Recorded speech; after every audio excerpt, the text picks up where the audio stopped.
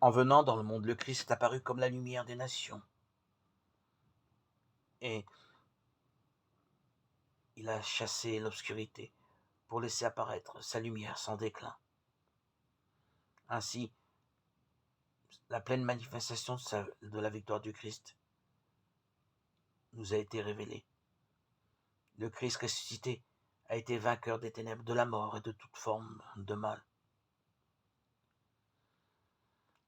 La joie de la résurrection du Christ, sorti libre du tombeau, fait notre joie, notre rédemption.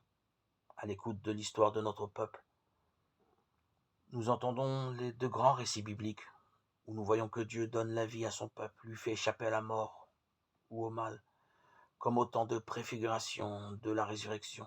Ainsi Dieu façonne-t-il l'homme à son image et le place au sommet de toute la création. Il sauve Isaac du sacrifice et libère son peuple de l'esclavage. Les prophètes annoncent aussi que le dessein de Dieu est de sauver tous les hommes malgré leurs péchés. Enfin, l'apôtre Paul expose la théologie du salut par le baptême, qui est une communion au mystère pascal du Christ.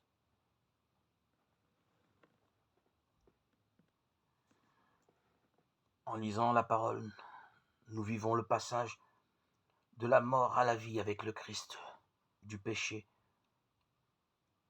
au salut. La joie accueillie, vécue, partagée,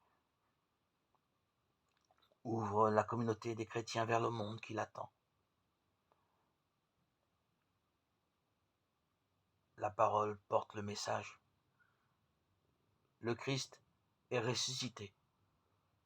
Il est vraiment ressuscité dans nos vies et dans tous les croyants. En communion avec l'Esprit Saint que nous avons reçu à notre baptême, nous chantons et glorifions notre Seigneur.